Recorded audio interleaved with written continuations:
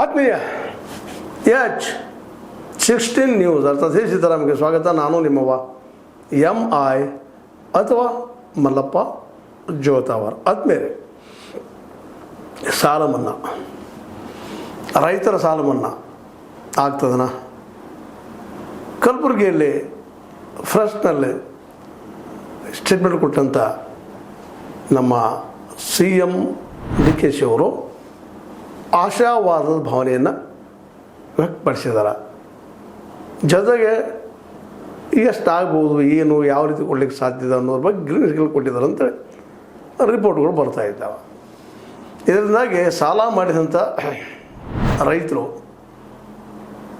ಒಂದು ರೀತಿಯಿಂದ ಸಮಾಧಾನದ ಉಸಿರು ಬಿಡ್ತಾ ಇದ್ದಾರೇನೋ ಅನ್ನೋಂಥ ಒಂದು ಮಾತಾದ್ರೆ, ಇನ್ನೂ ಯಾರಿಗೆ ಕೊಡ್ಬೋದು, ಯಾವ ಬ್ಯಾಂಕ್ನ ಕೊಡ್ಬೋದು, ಎಷ್ಟರ ಮಟ್ಟಿಗೆ ಕೊಡ್ಬೋದು, ಪೂರ್ಣ ಪ್ರಮಾಣ ಸಾಲ ಮನ್ನಾ ಆಗ್ತದನ್ನ, ಹೇಗೆ, ಏನು ಅನ್ನೋಂಥ ಚಿಂತನೆಗಳು ರೈತ ಸಮುದಾಯದಲ್ಲಿ ಸ್ಟಾರ್ಟ್ ಆಗಿದೆ. ಸಹಜದ ರೈತರ ಪರಿಸ್ಥಿತಿ ಇವತ್ತು ಈ ಸಾಲದಿಂದಾಗಿ ವಿಶೇಷವಾಗಿ ಅವ್ರ ಬದುಕ ಒಂದು ರೀತಿಯಿಂದ ನರಕ ರೂಪದಲ್ಲಿ ಅದ. ಯಾವಾಗಲೂ ಸಾಲ ಸಾಲ ಸಾಲ, ಹುಟ್ಟಿದ ಆರಭ್ಯದಿಂದ ಅಂತ್ಯದವರೆಗೆ. ಎಲ್ಲೋ ಕೆಲವು ಶ್ರೀಮಂತ ಅಂದ್ರೆ ಪಾಳೆಗಾರ ರೈತರು, ಅವ್ರದ್ದು ಅಂಥ ಲಾಭ ಇರೋದಲ್ಲ, ಭೂಮಿ ದೊಡ್ಡದಿರ್ತದೆ, ಹೀಗಾಗಿ ಒಂದಿಷ್ಟೇನೋ ಬದುಕ್ಬೋದು. ಆದರೆ ಸಣ್ಣ ಸಣ್ಣ ರೈತರು ಎಕರೆ, 2 ಎಕರೆ, ಅರ್ಧ ಎಕರೆ, ಪೋನಾ ಎಕರೆ, 3-4 ಎಕರೆ ಇಂಥ ಸಣ್ಣ ಸಣ್ಣ ಹಿಡುವಳಿದಾರದು ಸಾಲಗಳು ನಿರಂತರ ಇದ್ದೇ ಇರ್ತದೆ. ಎಲ್ಲರಿಗೂ ಒಂದು ತಲೆಯಲ್ಲಿ ಏನಪ್ಪ ಅಂದರೆ, ಕಬ್ಬು ನಾವು ಬೆಳೆದ್ರೆ ಸಾಲ ಹರಿದು ಹೋಗಿಬಿಡ್ತದೆ, ಮುಟ್ಟಿಸಿಬಿಡ್ತೀವಿ ಅನ್ನುವಂಥದ್ದು ಒಂದು ಏನಪ್ಪ ಅಂತಂದ್ರೆ ಒಂದು ನಂಬಿಕೆ. ಹೀಗಾಗಿ ಎಲ್ಲರೂ ತರೋದು, ಸಾಲ ತೆಗೆದು ಹಾಕೋದು. ಮತ್ತು ಭಾಳಷ್ಟು ಏನಾಗಿದೆಪ್ಪ ಅಂತಂದ್ರೆ, ಅನೇಕ ಭೂಮಿಗಳು ಇನ್ನೂ ತಂದೆ ತಾಯಿ ಹಿಂದಿನ ಹಿರಿಯರ ಆಸ್ತಿ ಅವ್ರ ಹೆಸರಲ್ಲಿ ಉಳಿದ್ಬಿಟ್ಟಿದ್ದಾವೆ. ಅವು ಕಡ ಉತ್ತಾರ ಎಲ್ಲ ತೆಗಿಸ್ಕೊಳ್ಳಾರಂತ ಎಷ್ಟೋ ರೈತರಿದ್ದಾರೆ. ಇಲ್ಲ ದೊಡ್ಡ ಭೂಮಿ ಇರ್ತದೆ, ಒಂದು 2-3 ಎಕರೆ, ಅಂದರೆ 3-4 ಜನ ಇರ್ತಾರೆ, ಅವ್ರಿಗೆಲ್ಲ ಸಪ್ರೇಟಾಗಿ ತರಲಿಕ್ಕೆ ಸಾಧ್ಯ ಆಗೋಲ್ಲ. ಇವತ್ತು ಇವ್ರು ಕೊಡೋದು ಎಷ್ಟಪ್ಪ ಸಾಲ? ಗೌರ್ಮೆಂಟು 40,000 ರೂಪಾಯಿ, ಅದು ಬೆಳೆ ಸಾಲ, ಎಲ್ಲ ಡಾಕ್ಯುಮೆಂಟ್ಸ್ ಕರೆಕ್ಟ್ ಕೊಟ್ಟಾಗ ಎಕರೆಗೆ. ಹೀಗಾಗಿ ಕೈಗಡ್ಡನ ಮಾಡೋದಾಗ್ತದೆ. ಅಲ್ಲಿ ಸುಂಬ, ಇಲ್ಲಿ ಸುಂಬ, 3 ಬಡ್ಡಿ, 5 ಬಡ್ಡಿ, 6 ಬಡ್ಡಿ. ಕಾನೂನು ಸಾಕಷ್ಟು ಇದಾವೆ, ಕಾನೂನು ಯಾರಲ್ಲಿಲ್ಲ. 10 ಬಡ್ಡಿ ಸಹಿತ ತೊಗೊಂಡು ಆಡುವಂಥವ್ರು, 15 ಬಡ್ಡಿ ತೊಗೊಂಡು ಕೊಟ್ಟು ಹೋಗುವಂಥವ್ರು ಇದ್ದಾರೆ. ಆದ್ರೆ ಈ ಬಡ್ಡಿ ತೆಗೆದುಕೊಂಡಂಥವ್ರಿಗೆ ಅಥವಾ ಕೊಟ್ಟಂಥವ್ರಿಗೆ ಒಂದು ವೇಳೆ ಇವ್ರು ಕೇಸ್ ಹಾಕಿದ್ರು ಸಹಿತ ಅವು ಹೆಚ್ಚಿಗೆ ವಿಫಲ ಆಗೋದು ಹೆಚ್ಚಾಗಿರ್ತದೆ. ಯಾಕಂದ್ರೆ ಮತ್ತೊಮ್ಮೆ ಅವ್ರು ಸಾಲ ತೆಗಿಬೇಕಾಗ್ತದೆ, ಹೊರಳಲ್ಲಿ ಸಮಾಜದಲ್ಲಿ ಭೇಟಿ ಆಗಬೇಕಾಗ್ತಿರ್ತದೆ. ಹೀಗಾಗಿ ಬದುಕು ಅವ್ರಿಗೆ ಏನಪ್ಪ ಅಂತಂದ್ರೆ ಅವ್ರು ರೌದ್ರ ತಾಂಡವಾಡಿದಂಗೆ ಆಡ್ತಿರ್ತದೆ. ಹೀಗಾಗಿ ನಮ್ಮ ರೈತರು ಅನೇಕರು ಆತ್ಮಹತ್ಯೆ ಮಾಡ್ಕೊಳ್ಳೋದು, ಸಾವಿಗೆ ಬಲಿಯಾಗೋದು, ಇದನ್ನು ನಾವು ನಿರಂತರವಾಗಿ ನೋಡ್ತಾನೆ ಇದ್ದೀವಿ. ಇವತ್ತಿಗೂ ಆ ದಿಶೆಯಲ್ಲಿ ಒಂದಿಷ್ಟೇನೋ ಅಂಥ ರೈತರು ಇವತ್ತು ಒಂದಿಷ್ಟು ನಮ್ಮ ಮನ್ನಾ ಆಗಲಪ್ಪ ಅಂತೇಳಿ. ವಿಶೇಷವಾಗಿಂತ ಕೈಗಡ್ನ ಕೈ ಸಾಲ 3-4 ಬಡ್ಡಿ ಅವ್ರಿಗಂತ ಪ್ರಶ್ನೆ ಇಲ್ಲ, ಅವ್ರು ಏನಾದರೂ ಮಾಡಿ ತುಂಬಲೇಬೇಕಾಗ್ತದೆ. ಸರ್ಕಾರ ಅದರ ಜವಾಬ್ದಾರಿ ಹೊರದಿಲ್ಲ, ಕಾನೂನಂತೆ ಮಾಡಿದೆ. ಅದರ ಕಾನೂನು ಎಷ್ಟು ಮಟ್ಟಿಗೆ ಪ್ರಯೋಗದಲ್ಲಿ ಬರ್ತದೆ, ಎಷ್ಟು ಮಟ್ಟಿಗೆ ಅದನ್ನು ತಪ್ಪಿಸ್ಕೊಳ್ತಾರೆ ಹೇಳಿಕ್ಕೆ ಸಾಧ್ಯ. ಆದ್ದರಿಂದಾಗಿ ಇವತ್ತು ಸಣ್ಣ ಸಣ್ಣ ರೈತರಿಗೆ ಬ್ಯಾಂಕ್ದು ಸಾಲ ಸಿಗೋದಿಲ್ಲ, ಮುಂದೆ ಕೈಗಳ್ಳದಂದ್ರೆ ಅದು ಮರಳಿಸೋದಿಲ್ಲ. ಯಾಕಂದರೆ ಒಂದು ಟನ್ ಕಬ್ಬಿಗೆ ಇವ್ರು ಕೊಡೋದು 3,300 ರೂಪಾಯಿ. ಉಳಿದ ಬೆಳೆಗಳಿಗಂತ ಬೆಲೆನೇ ಇಲ್ಲ. ಅವರು ಊಟ ಮಾಡಿದ್ದು, ಮಲಗಿದ್ದು, ಮೈಮೇಲೆ ಬಟ್ಟೆ ಆಯಿತು, ಅದರಲ್ಲಿ ಮದುವೆಗಿದ್ದೀವಿ ಮತ್ತೇನೋ ಆದ್ರೆ ಅದಕ್ಕಷ್ಟು ಸಾಲ. ಹೀಗಾಗಿ ಒಂದರಿಂದ ಒಂದು ಏನಪ್ಪ ಅಂತಂದ್ರೆ ರೈತಗೆ ಈ ಸಾಲಗಳ ಹಾವಳಿಯಿಂದಾಗಿ ಬದುಕು ಕಷ್ಟ ಆಗ್ಯದ. ಇಂಥ ಸಂದರ್ಭದಲ್ಲೇ DK ಶಿವಕುಮಾರ್ ಅವರು ಅಟ್ಲೀಸ್ಟ್ ಈ ಕೋಆಪರೇಟಿವ್ದಾಗಿರ್ಬೋದು ಅಥವಾ ಬ್ಯಾಂಕ್ಗಳು ತಂದ ಸಾಲಗಳಾಗಿರ್ಬೋದು ಅವುಗಳ ಮನ್ನಾ ಮಾಡಿದರೆ ಒಂದು ಜೀವ ಬಂದಂಗೆ ಆಗ್ತದೆ, ಹೋದ ಜೀವ ಅಂತೇಳಿ ಭಾಳಷ್ಟು ರೈತರ ಕುತೂಹಲದಿಂದ ನೋಡ್ತಾ ಇದ್ದಾರೆ. ಮತ್ತು ಈಗ DK ಅವ್ರಿಗೂ ಸಹಿತ ಈ 2 ವರ್ಷ ಚುನಾವಣೆ ಅದ, ಚುನಾವಣೆ ಎದುರಿಗೆ ಬಂದು ನಿಂತದೆ ಇವತ್ತು. ಇಂಥ ಒಂದು ಪ್ರಸಂಗದಲ್ಲೇ ಏನಪ್ಪ ಅಂತಂದ್ರೆ ಈ ಚುನಾವಣೆಯನ್ನು ಗೆಲ್ಲಬೇಕಾಗಿದ್ದು ಅನಿವಾರ್ಯ ಅದ. ಯಾಕಂತಂದ್ರೆ ಆಲ್ರೆಡಿ SI ನಡೀತಾ ಇದೆ. ಅದು ಯಾರಿಗೆ ಲಾಭ ಆಗ್ತದೆ, ಯಾರಿಗೆ ಹಾನಿ ಆಗ್ತದೆ ಅಂತ ಹೇಳೋದು ಭಾಳ ಕಷ್ಟ ಅದ.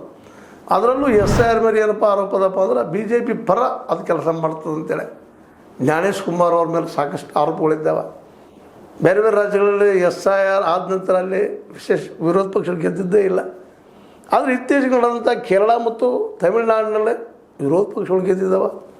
ಹೀಗಾಗಿ ಯಾವ ರೀತಿ ಆರೋಪ ಮಾಡೋದಕ್ಕೆ ಸರಿನಾ ತಪ್ಪ ಅನ್ನೋದು ಒಂದಿದ್ರೆ ಹೆಚ್ಚು ಕಡಿಮೆ BJP ಪರ ಕೆಲಸ ಎಲೆಕ್ಷನ್ ಕಮಿಷನ್ ಮಾಡ್ತಿದ್ರು ವಿರೋಧ ಪಕ್ಷಗಳು ಒಟ್ಟ ಅಭಿಪ್ರಾಯ ಒಂದೇ ಅಭಿಪ್ರಾಯ. ಹೀಗಾಗಿ DK ಶಿ ಅವರು ಸಹಿತ ಈ ಚುನಾವಣೆ ಭಾಳಷ್ಟು ಚಾಲೆಂಜಿಂಗ್ ಅದ. ಯಾಕಂದ್ರೆ DK ಶಿ ಅವರು ಇವತ್ತು CM ಆಗಿದ್ದಾರೆ, ಮೊನ್ನೆ ಪರಿಷತ್ ಚುನಾವಣೆ ಗೆದ್ದರು, ಮೋಸ್ಟ್ಲಿ ಇನ್ನು ಮುಂದೆ ಬರೋ ಚುನಾವಣೆಗಳು ಗೆಲ್ಬೋದೇನೋ ಹೇಳಿಕ್ಕೆ ಸಾಧ್ಯ ಇಲ್ಲ.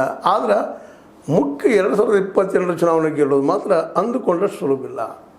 ಯಾಕಂದ್ರೆ BJP ತನ್ನ ಇದ್ದ ಎಲ್ಲ ಶಕ್ತಿನ ಹಸ್ತದ, ಜೊತೆಗೆ JDS ಜಾಯಿಂಟ್ ಆಗ್ಯದ, ಇಬ್ಬರು ಜಂಟಿಯಾಗಿ ಕಾಂಗ್ರೆಸ್ಸನ್ನು ಎದುರಿಸುವಂಥ ಒಂದು ದೊಡ್ಡ ಪ್ರಯತ್ನ ನಡೆದಿದೆ.